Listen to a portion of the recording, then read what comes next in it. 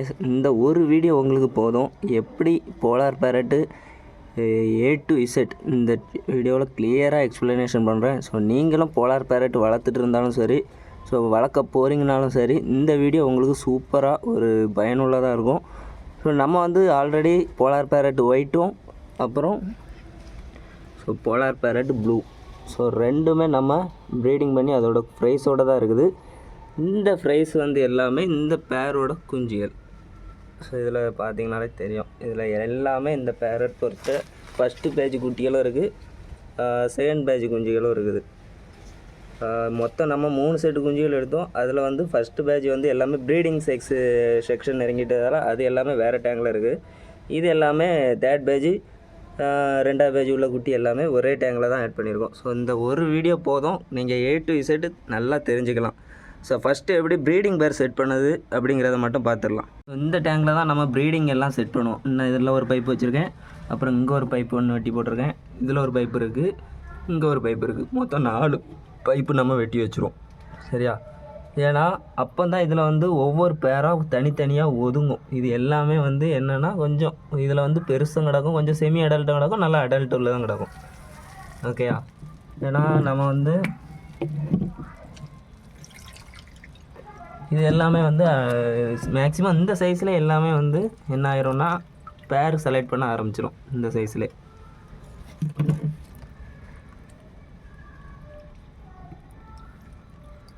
சைஸில் எல்லாமே வந்து என்னென்னா பேர் செலக்ட் பண்ண ஆரம்பிச்சிடும். இந்த சைஸில் என்ன இருக்கலாம், இது எல்லாமே வந்து நம்மள்கிட்ட ஃபஸ்ட்டு பேஜில் உள்ள குட்டிகள். இதெல்லாம் எல்லாமே நம்ம இப்போ வந்து ஒரு நிறையா இப்போ நம்ம சேனலில் பார்க்குறது எல்லாருமே கன்ஃபார்ம் ப்ரீடிங் மட்டும்தான் நம்ம சேல்ஸ் பண்ணிகிட்ருக்கோங்கிறது எல்லாத்துக்குமே தெரியும்.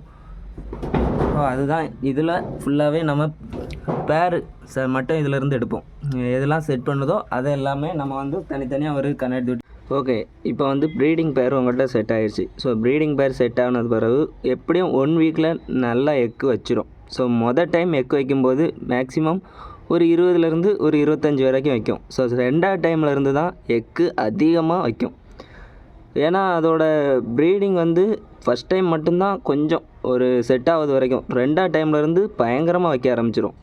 ஸோ ப்ரீடிங் எக்கு வச்சதுலேருந்து கண்டிப்பாக ஒரு 7 நாள் வரைக்கும் ஃப்ரேஸ் எல்லாமே ஃப்ரீ ஸ்விம்மிங் ஆகுது வரைக்கும் ஒரு 3ல் எக்கு வச்ச பிறகு எக்குலேருந்து ஒரு 3 நாள் கழித்து ஃப்ரை எல்லாமே பொறிக்க ஆரம்பிச்சு ஃப்ரீ ஸ்விம்மிங் ஆகுது வந்து ஒரு கரெக்டாக ஒரு 4 நாளில் ஃப்ரீ ஸ்விம்மிங் ஆகிரும். நீங்கள் வந்து நிறைய பேர் வந்து எக்குலேருந்து பொரிஞ்ச பிறகுவே ஃப்ரைக்கு வந்து ஃபுட்டு கொடுக்கலாமா அப்படின்னு கேட்டிங்க. ஸோ எக்குலேருந்து பொரிஞ்ச உடனேலாம் நீங்கள் வந்து ஃப்ரைக்கு வந்து ஃபுட்டு கொடுக்கண்டாம். எதுனால அப்படின்னு சொல்கிறேன் அப்படின்னா, அந்த ஃப்ரைஸுக்கு உண்டான அந்த வயிற்று பகுதியில் ஒரு முட்டை சின்னது கரைஞ்சிக்கிட்டே இருக்கும். அந்த 3 நாளுக்கு தேவையான ஃபுட்டு அதிலருந்தே அந்த ஃப்ரைஸ் எல்லாமே எடுத்துரும். சரியா? ஸோ அதுக்கப்புறம் நீங்கள் வந்து ஃப்ரை எப்போ ஃப்ரீ ஸ்விம்மிங் பண்ண ஸ்டார்ட் பண்ணுதோ அதுக்கப்புறம் தான் நீங்கள் வந்து ஃபுட்டு கொடுக்க ஆரம்பிக்கணும். சரியா? மோஸ்ட்லி நீங்கள் ஃப்ரைஸுக்கு நீங்கள் நிறைய பேர் கேட்டது வந்து என்ன ஃபுட்டு நீங்கள் கொடுத்து காப்பாற்றுறீங்க இவ்வளோ ஃப்ரைஸ் அப்படின்னு வர கமெண்ட் தான் அதிகம். ஸோ நான் வந்து லைவ் ஃபுட்டு இருந்துச்சுன்னா ரொம்ப பெஸ்ட்டு. நான் வந்து இது வரைக்கும் என் மீனுக்கு வந்து லைவ் ஃபுட்டு நான் கொடுத்ததில்லை. ஒரே ஒரு டைம் மட்டும் நம்ம ஆக்டிமியா கல்ச்சர் இருக்குல்ல, அது வந்து டேப்லெட் வாங்கி ரெடி பண்ணி போட்டேன். ஸோ அது எப்போவுமே நம்மளால் கொடுக்க முடியாது அப்படிங்கிறதுனால நான் வந்து என்ன கொடுக்குறேன் அப்படிங்கிறது நான் உங்கள்கிட்ட சொல்கிறேன். ஸோ நான் என்ன பண்ணுறேன், நான் வந்து எப்படி இதெல்லாம் பண்ணி இவ்வளோ ப்ரைஸை காப்பாற்றுறேன் அப்படிங்கிறது தான் என்னோடய அனுபவத்தை தான் உங்கள்கிட்ட ஷேர் பண்ணிடுறேன். சரியா?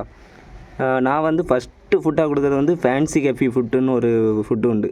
அது வந்து பேரண்ட் சைஸும் சாப்பிடும், ஃப்ரைஸுமே சாப்பிடும். ஓகேயா? 2வது வந்து முட்டையில் உள்ள மஞ்சக்கரு. அது வந்து டெய்லியும் கொடுக்கணுமா அப்படின்னு கேட்டிங்கன்னா, டெய்லியும் கொடுக்கறதா இருந்தால் தண்ணி ரொம்ப அடி வாங்கும். ஸோ பெரிய இடமா இருந்துச்சுன்னா இன்னும் ஓகே. மேக்ஸிமம் மஞ்சக்கரு கொடுத்தாலே குட்டியை எல்லாத்தையுமே நீங்கள் ஈஸியாக வளர்த்துடலாம். நான் கொடுக்கறது வந்து முட்டையில் உள்ள மஞ்சக்கரு தான் ஸோ 2வது வந்து நம்ம என்ன கொடுப்போம் அப்படின்னு கேட்டிங்கன்னா, இன்னொரு ஃபுட்டு வந்து புதுசாக இன்ட்ரடியூஸ் பண்ணியிருக்காங்க. ஆனால் அதோட பேர் தெரியல. நான் அதோட வீடியோ வந்து நம்மளோட குரூப்பில் கொடுக்குறேன். ஸோ அதே நீங்கள் பாருங்கள். அதுக்கப்புறம் முக்கியமான ஒரு விஷயம் என்னென்னா, 3வது இப்போது ஃப்ரைஸ் எல்லாமே வந்து ஓரளவு நீங்கள் ஒரு வாரத்தில் மேக்ஸிமம் ஒரு நல்லா ஃபுட் எடுக்க ஆரம்பிச்சிடும் ஒரு வாரத்தில். அதுக்கப்புறம் நிறைய பேர் கேட்டது வந்து என்னென்னா, ஃப்ரைஸை வந்து எப்போ வந்து பேர்கிட்ட இருந்து செப்ரேட் பண்ணணும். மேக்ஸிமம் 1 மந்த்து வரைக்கும் நீங்கள் வந்து என்ன பண்ணுங்க அப்படின்னா, பேர் கூடயே நீங்கள் ஃப்ரையை வளர விடுங்க 1 மாதம் வரைக்கும். 1 மாதத்துக்கு அப்புறம் நீங்கள் என்ன பண்ணணும் அப்படின்னா, ஃப்ரை எல்லாமே பேர்கிட்ட இருந்து செப்ரேட் பண்ணிடுங்க. ஓகேயா? அது எதுக்கு நான் சொல்கிறேன் அப்படின்னா, ஏன்னா 1 மாதத்துக்கு அப்புறம் பேரண்ட் வந்து அடுத்து எக்கு வைக்கிறதுக்கு ரெடி ஆயிரும். ஸோ நிறைய பேர் அந்த தப்பு பண்ணியிருப்பாங்க. நானும் அந்த தப்பு பண்ணியிருக்கேன். ஸோ எக்கு வச்சதோட அந்த எக்கு எல்லாமே மறுபடியும் இந்த ஃப்ரைஸ் எல்லாமே போய் சாப்பிட ஆரம்பிச்சிடும். சாப்பிடாது என்ன ஆகும்னா, இந்த ஃப்ரைஸ்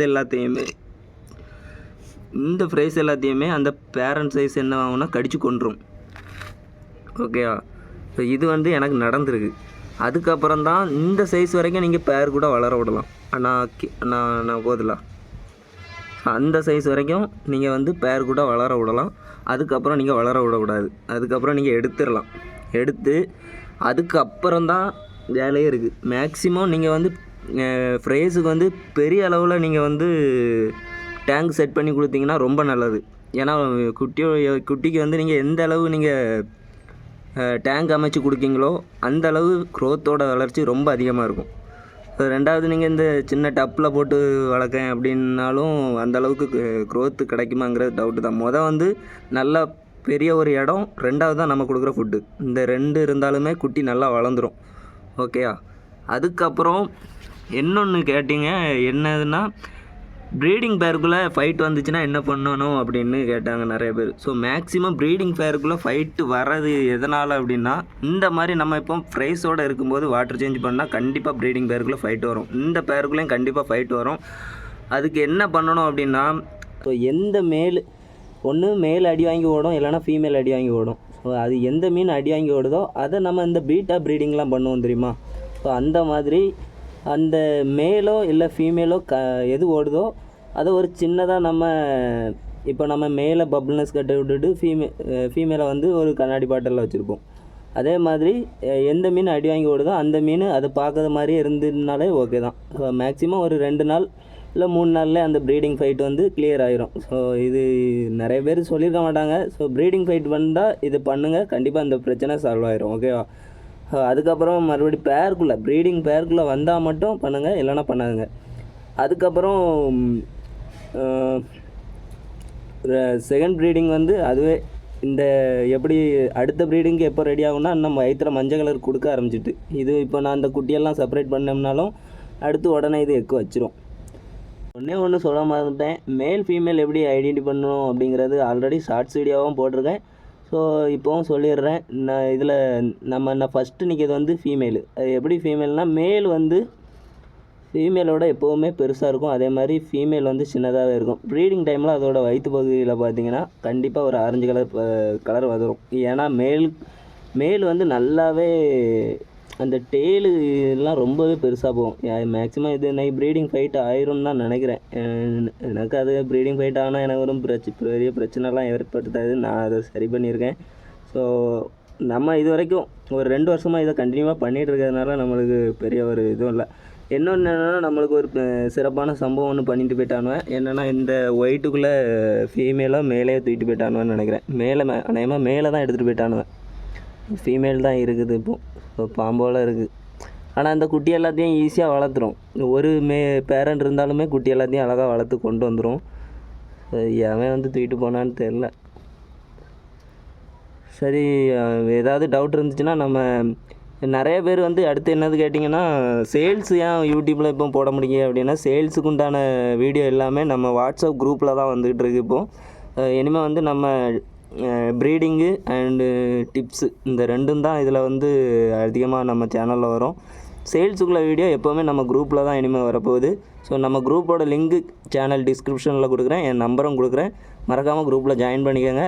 தொடர்ந்து சப்போர்ட் பண்ணுங்கள். நெக்ஸ்ட் ஒரு வீடியோவில் நம்ம பார்க்கலாம். இது உங்களுக்கு பிடிச்சிருக்கும்னு நினைக்கிறேன். ஸோ நீங்கள் போலார் பேரட் உங்கள் ஃப்ரெண்டு யாராவது வளர்த்தாவோன்னா, இல்லை குட்டி எல்லாமே ரொம்ப ஈஸியாக வளர்க்கணும் அப்படின்னா, இந்த வீடியோ ஷேர் பண்ணுங்கள், மறக்காமல் நம்ம சேனலுக்கு சப்போர்ட் பண்ணுங்கள், லைக் பண்ணுங்கள், ஷேர் பண்ணுங்கள், சப்ஸ்கிரைப் பண்ணுங்கள், தொடர்ந்து சப்போர்ட் பண்ணுங்கள். தேங்க்யூ. நெக்ஸ்ட் வீடியோவில் பார்க்கலாம்.